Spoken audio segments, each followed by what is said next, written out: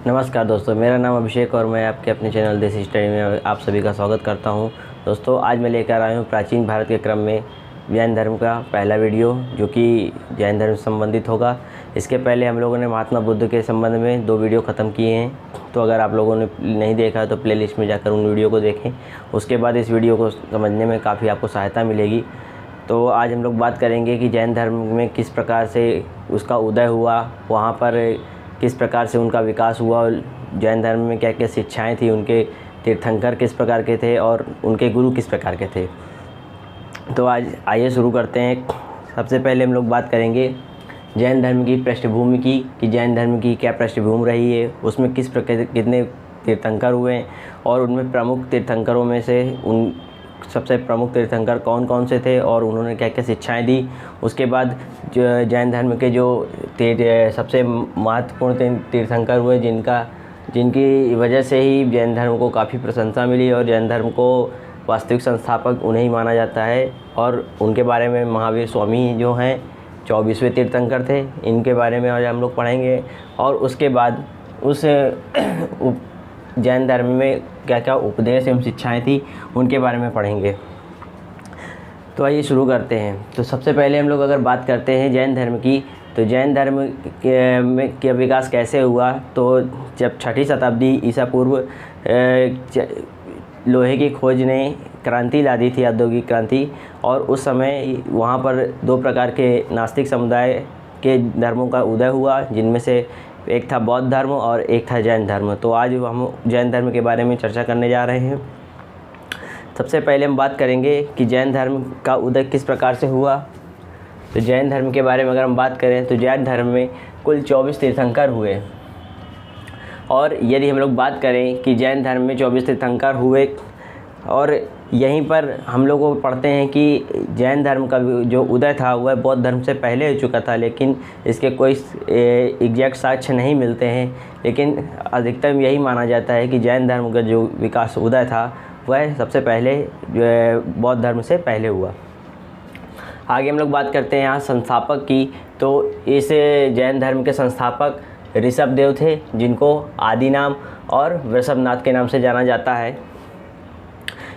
तो यदि अगर प्रश्न पूछे कि जैन धर्म के प्रथम संस्थापक कौन थे, संस्थापक से कैसे है, तीर्थंकर से, मतलब कि जिन लोगों ने जैन धर्म को नाम दिया, पहचान दी, या उसके बारे में उसको सफल बनाने के लिए प्रयास किया सर्वप्रथम, तो उन्हीं को हम लोग तीर्थंकर बोलेंगे।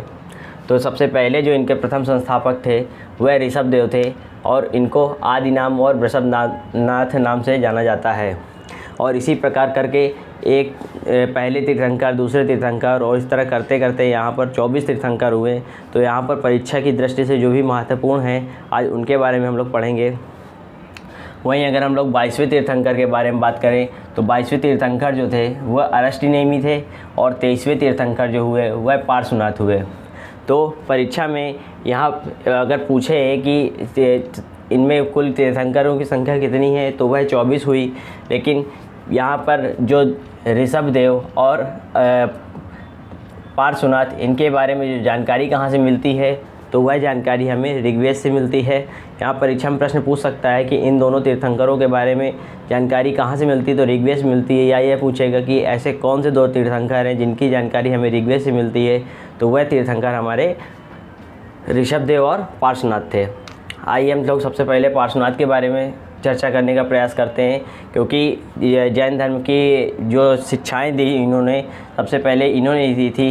तो अगर हम लोग बात करें यहाँ इनके जन्म की, तो इनका जन्म काशी, जो आज की वाराणसी में पड़ता है, वहाँ पर हुआ था। पार्श्वनाथ के जो पिता थे वह अश्वसेन, जो कि काशी के राजा थे।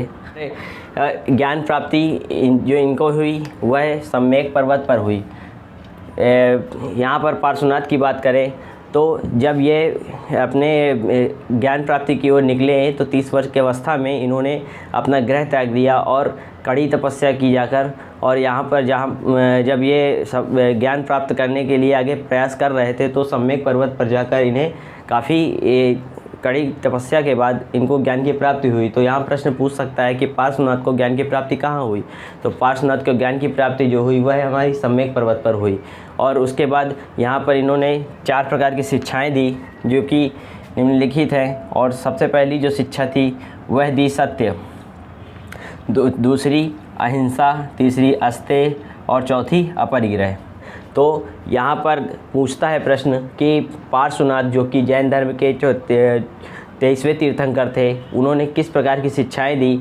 तो यहाँ पर उन्होंने 4 प्रकार की शिक्षाएं दी। पहला दी सत्य अर्थात सदा सत्य बोलना है, दूसरी दी अहिंसा अर्थात किसी प्रकार की हमें हिंसा नहीं करनी है, तीसरा है अस्तेय, अस्तेय अर्थात किसी प्रकार की चोरी नहीं करनी है, और अपरिग्रह जो कि किसी प्रकार का हमें धन संचय नहीं करना है, जो जितना हमें जीवित रहने के लिए ज़रूरी है हमें उतना ही धन संचित करना है, धन संचय ना करने का उपदेश दिया।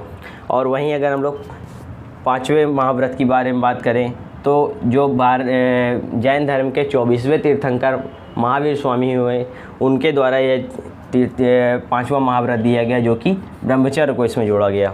तो इस प्रकार चाहे पार्श्वनाथ के द्वारा ये 4 प्रकार की शिक्षाएं दी गई और जो 5वां महाव्रत जोड़ा गया वह महावीर स्वामी द्वारा जोड़ा गया। तो इस प्रकार हम लोगों ने एक जैन धर्म की शुरुआती पृष्ठभूमि समझने का प्रयास किया।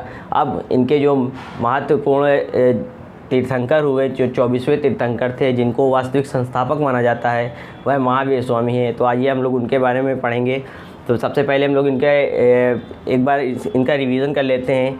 तो सबसे पहले हम लोगों ने बात की थी तो पृष्ठभूमि के बारे में। तो जैन धर्म में कुल 24 तीर्थंकर हुए, और वहीं अगर संस्थापक के बारे में बात करें तो जैन धर्म के जो संस्थापक थे वह ऋषभदेव थे, जिनको आदि नाम और ऋषभनाथ के नाम से जाना जाता है। वहीं 22वें तीर्थंकर जो अरिष्टनेमि है और 23वें तीर्थंकर पार्श्वनाथ थे।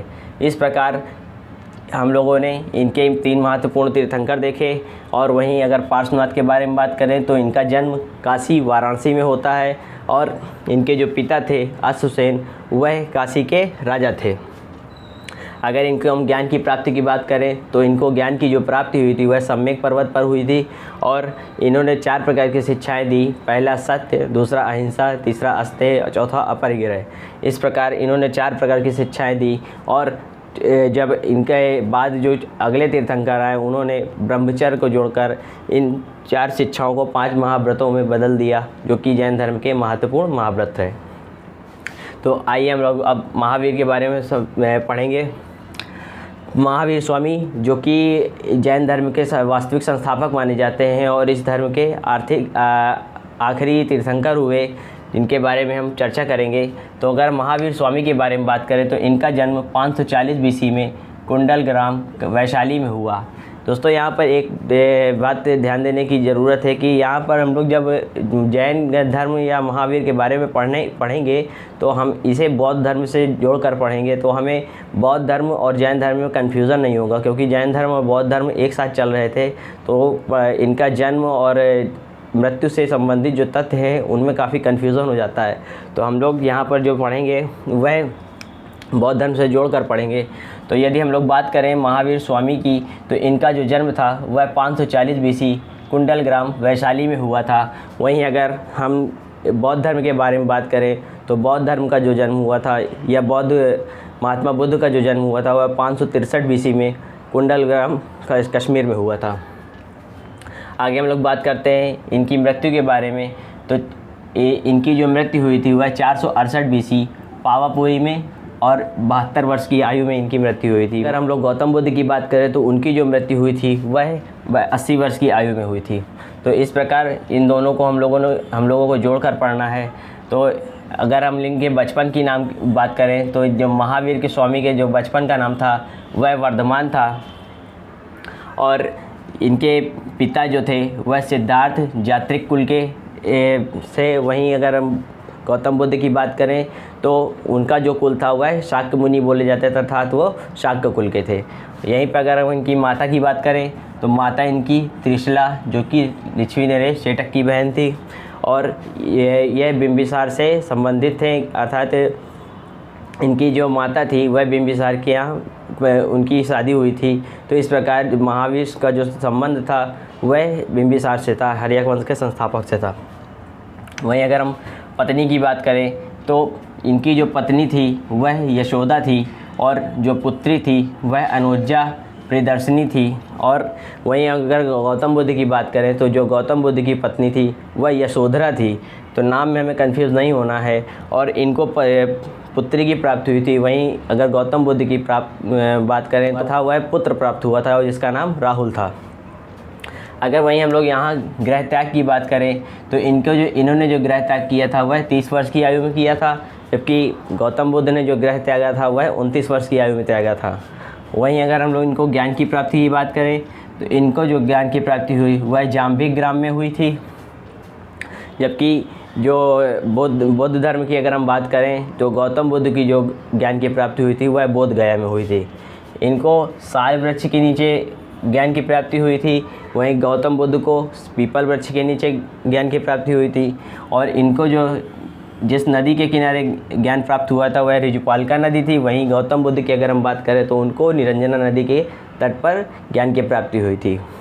तो इस प्रकार हम लोगों ने जैन धर्म को कई पॉइंट्स में बांटकर गौतम बुद्ध से रिलेट करके पढ़ा। तो गौतम बुद्ध और हमारा जैन धर्म दोनों अच्छी समझ तैयार हो गई दोनों में। आगे हम वही बात करें कि इनको जो ज्ञान की प्राप्ति हुई थी वह 12 वर्ष पश्चात की प्राप्त हुई और इनको जो ज्ञान प्राप्त कहा गया वह कैवल्य कहा गया। वहीं गौतम बुद्ध की अगर हम बात करें तो उनको जो ज्ञान की प्राप्ति हुई थी वह 6 वर्ष बाद प्राप्त हुई थी और 35 वर्ष की आयु में हुई थी। वहीं अगर इनके महावीर स्वामी की बात करें तो इनको जो ज्ञान की प्राप्ति हुई थी यह 30 वर्ष की अवस्था में घर से निकले थे और 12 साल की कड़ी तपस्या के बाद इनको ज्ञान की प्राप्ति हुई और जब इन्हें ज्ञान प्राप्त हुआ तो इनकी आयु 42 वर्ष थी। तो इस प्रकार हम लोगों ने महावीर स्वामी के जीवन के बारे में पढ़ा। और वहीं अगर हम लोग बात करें कि जब इनको ज्ञान की प्राप्ति हो गई तो इनको कई नामों से जाना गया, जिसमें से पहला है जिन का अर्थात विजेता, अर्थात एक ऐसा व्यक्ति जिसने अपनी इंद्रियों पर वश कर लिया और अपने जीवन को विजेता के तौर पर स्थापित कर लिया है।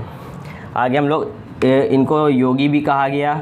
योगी अर्थात अरहत, अर्थात एक ऐसा व्यक्ति जो योग मुद्रा में रहता है और योग साधना के बल पर अपने जीवन पर कंट्रोल पा लेता है। आगे इनको बंधन रहित भी कहा गया, निग्रंथ बोला जाता था इन्हें। बंधन रहित से तात्पर्य है कि एक ऐसा व्यक्ति जो सांसारिक बंधनों से मुक्त हो गया, उसे मोक्ष की प्राप्ति हो गई है। वहीं अगर इनको जो सबसे प्रचलित नाम से पुकारा गया वह महावीर पुकारा गया, अर्थात साधना के प्रति समर्पण।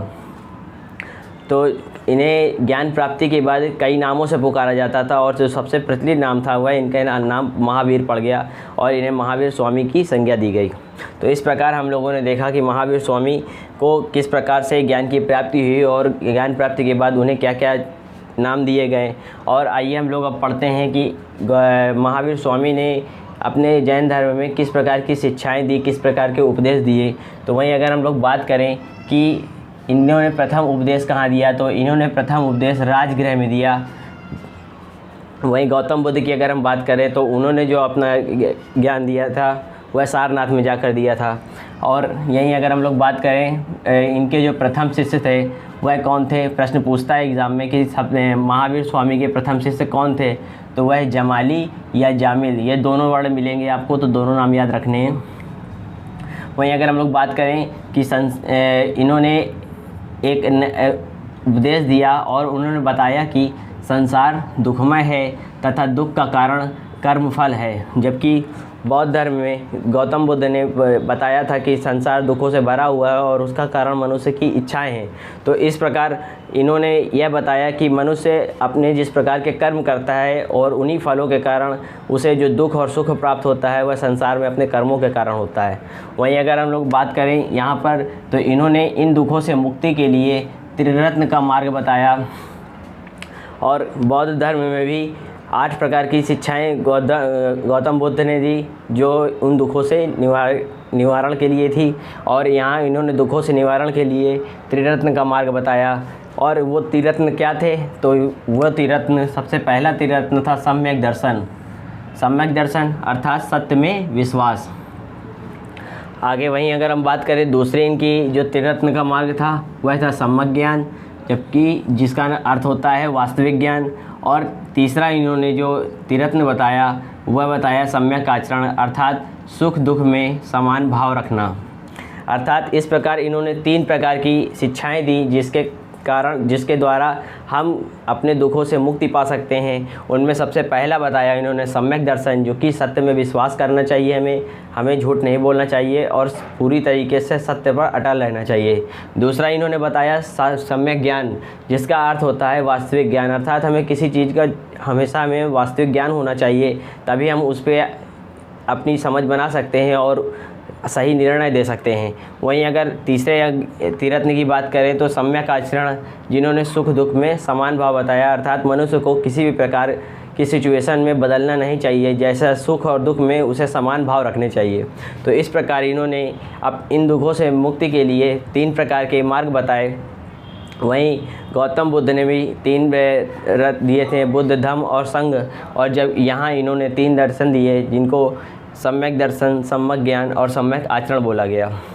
इसके अलावा हम लोग बात करते हैं कि गौतम बुद्ध नहीं, जैन धर्म में महावीर स्वामी ने 5 महाव्रतों में अहिंसा को सर्वाधिक महत्व दिया।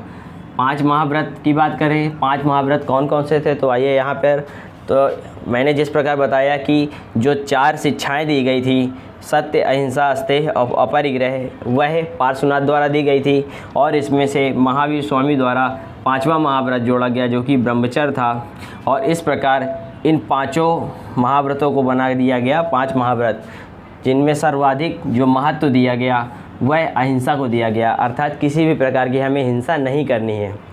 उसके बाद हम लोग बात करते हैं कि जैन धर्म में महावीर स्वामी ने और क्या क्या शिक्षाएं दी। तो इन शिक्षाओं के अंतर्गत उनका विश्वास था कि आत्मा, कर्म, पुनर्जन्म, मोक्ष और वर्ण व्यवस्था एक सक्रिय माध्यम है।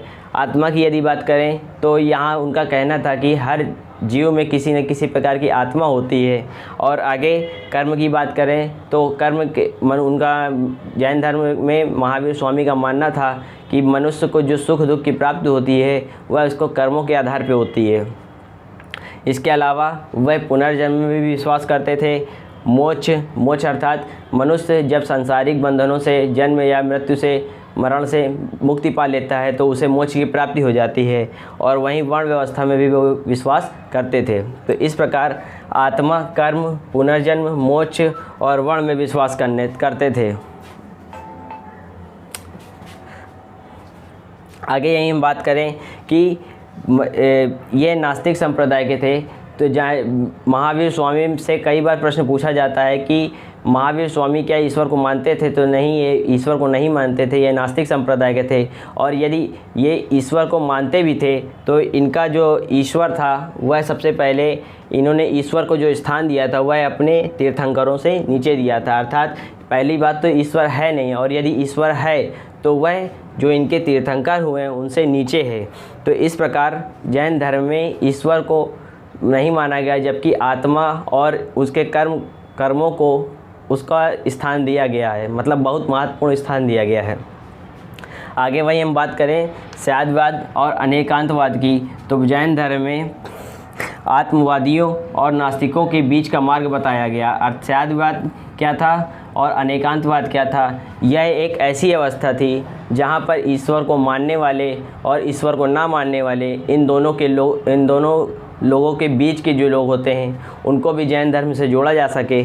तो इसलिए उन्होंने स्यादवाद और अनेकांतवाद को जैन धर्म से संबंधित किया। तो इस प्रकार हम लोगों ने जैन धर्म से जुड़ी हुई बहुत महत्वपूर्ण शिक्षाएं देखी, जो उनके उपदेश क्या थे, उनकी शिक्षाएं क्या थी। और इस प्रकार हम लोगों ने आज जैन धर्म में की पृष्ठभूमि समझने का प्रयास किया। उसके बाद जैन धर्म के जो वास्तविक संस्थापक माने जाते हैं, जो कि महावीर स्वामी थे, उनके बारे में पढ़ने का प्रयास किया। और जैन धर्म में महावीर स्वामी ने किस प्रकार की शिक्षाएं दी, उन्होंने किस किस चीज़ को माना, किस किस चीज़ को नहीं माना, उसके बारे में समझने का प्रयास किया। और इसके बाद हम लोग अगले वीडियो में जैन धर्म से संबंधित महत्वपूर्ण परीक्षोपयोगी बिंदुओं के बारे में चर्चा करेंगे। तो मुझे आशा है कि आप लोग को यह वीडियो अच्छा लग रहा होगा और समझने में काफ़ी आसानी हो रही होगी। आप इस वीडियो को पढ़ने के बाद थ्योरी सेक्शन को ज़रूर पढ़ें और उसके बाद ऑप्शन क्वेश्चन बनाने का प्रयास अवश्य करें। आप लोग को परीक्षा में निश्चय ही बहुत सुविधा होगी। तो इस प्रकार आप लोग अपना प्यार बनाए रखें और इस वीडियो को लाइक एंड सब्सक्राइब करें और कमेंट बॉक्स में अपनी राय अवश्य लिखें। धन्यवाद।